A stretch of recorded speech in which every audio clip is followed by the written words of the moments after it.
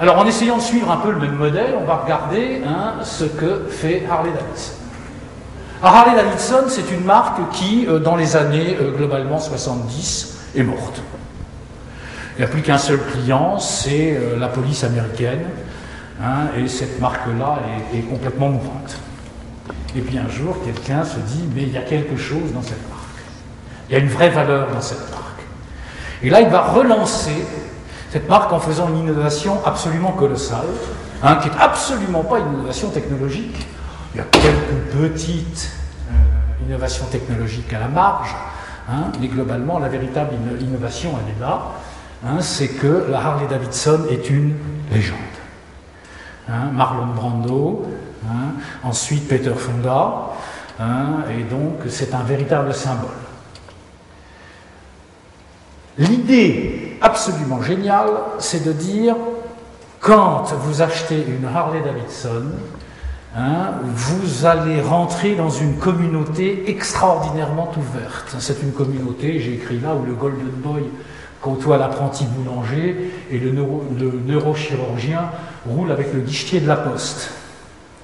C'est-à-dire qu'à partir du moment où vous montez sur votre Harley-Davidson, vous êtes dans cette communauté qui est très ouverte, des gens qui sont amoureux de ce type de moto, qui, je ne sais pas si vous avez déjà conduit, qui est véritable un énorme vibromasseur, et qui, avec un bruit tout à fait particulier.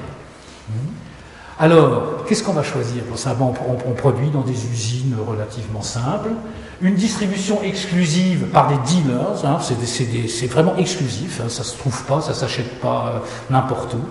Il y a des dealers, et bien entendu, il y a ce qu'on appelle les Hawks, Harley Owners Groups. Et ça, c'est quelque chose d'extraordinaire, puisque dans ces groupes-là, vous avez une véritable vie qui se développe. Savez-vous combien il y a d'adhérents à ces Hawks dans le monde? Il y en a plusieurs millions.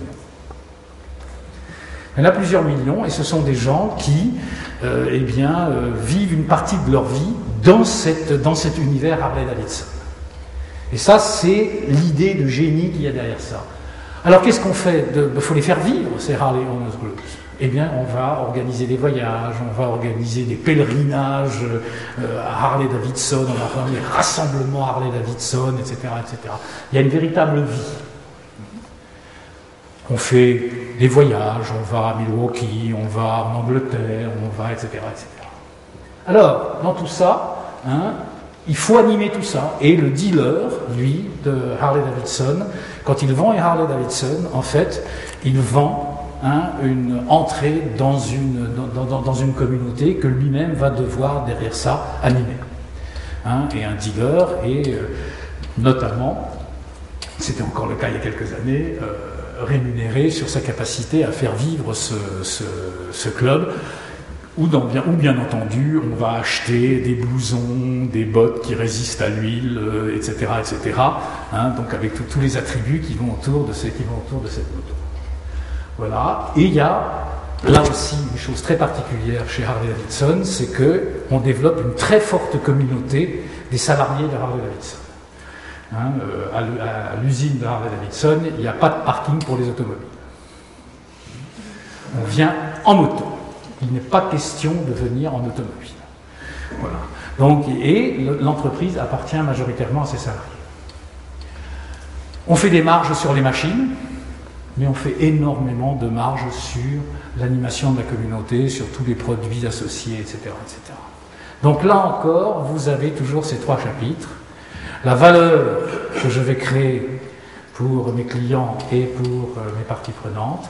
Ensuite, quelque part, l'organisation avec les choses originales que je vais mettre en œuvre pour produire sans faille ces valeurs. Et troisième pilier de ce business model, c'est la manière dont je gagne mon argent.